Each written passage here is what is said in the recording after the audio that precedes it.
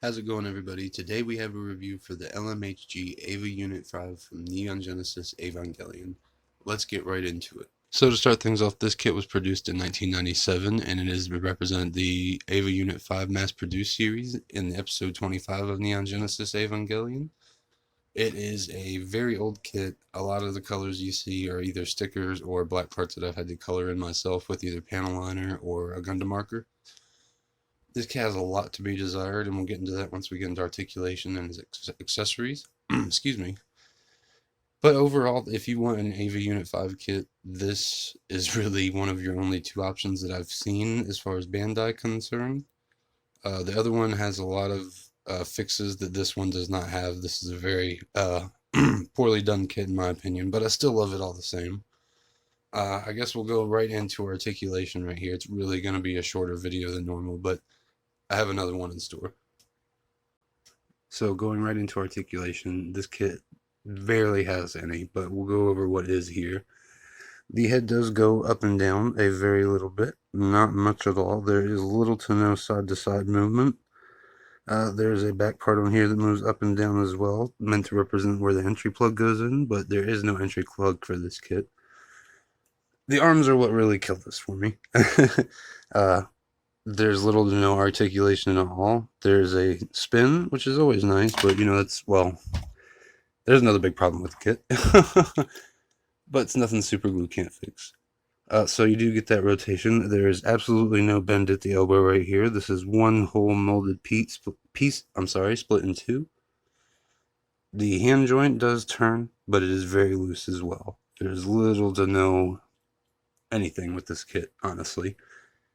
But like I said, there's only really two options when it comes to these model kits for AVA Unit 5. And honestly, I'd recommend it to anybody who's a fan of the series. We get right back into it with a nice little ab crunch. It does not go back further than that, though. Hold it right here. Get a better light. It does have a nice kick up and a nice kick back. Not bad at all. You do have a nice spread. Not real. It's a decent spread. Like I said, you got to bear in mind these figures are like 20, 25, 30 years old almost. But yeah, that's about it. As far as articulation, there's really not much here in forms of it. But I guess next we'll go right into the accessories portion. So moving on to accessories, you do get a nice little pallet rifle. This is the same rifle that is in the Unit 1 kit that I reviewed from last week. You do have a nice little bit of detail in there. It does need to be customized, though, to be anime accurate. You also get a dual-bladed sword, and just like the kit, the black and red on here is something you have to color in yourself. I have not done the silver trim yet. And this is also one of the three options of hands you get. It's a grabby hand. You get it for holding the rifle. If you want to hold the rifle, it makes no sense, though. You do also get a pair of fist hands, closed fist hands. And they're not detailed very well at all. There's really not much to them. Going on to that, we do have another option for the head. Not much different. It's just a more menacing head. Let's see if we can get these in here for comparison. Although, oh, drop. Sorry.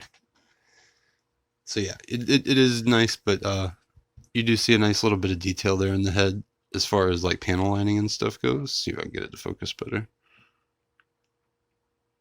But yeah, it is pretty detailed in the head as far as panel lines. The teeth in the red right there, that's all stickers that you get.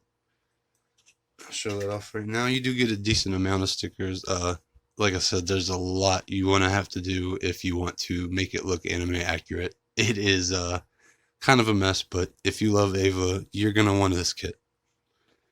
And the final thing that you get with it, as far as the accessories, you get a mini Kaji and an Asuka figure. These are pretty well decent. Details not too bad. There is some mold lines on it, though, that are going to be kind of a pain to get off, so just be aware of that when you're purchasing this kit. That's about it as far as the accessories, but we'll get into the wings and how they work on their backs in just a moment. I thought I'd show that off. All this is white. I had to color this with a Gundam marker. This is, believe it or not, the first kit I ever did. It probably shows, though. But okay, we'll go right into the wings.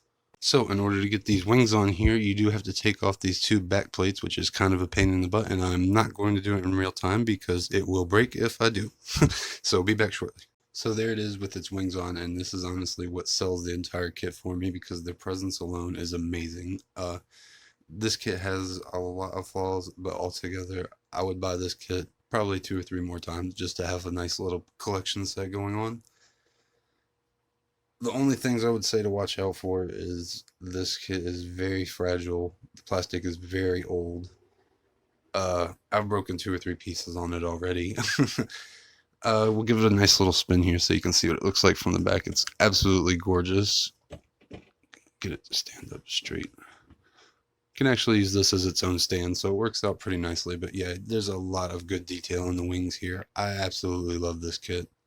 So overall, this kit has a lot to be desired, but if you're a fan of the show, definitely pick it up. That's probably the only reason I would recommend it to you. If you're just looking for a model kit to build, I would stay away from it. There is another version of this kit that has a lot of fixes for the issues on it, but I don't have that one yet.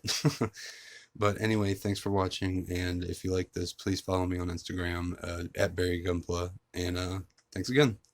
Stay tuned.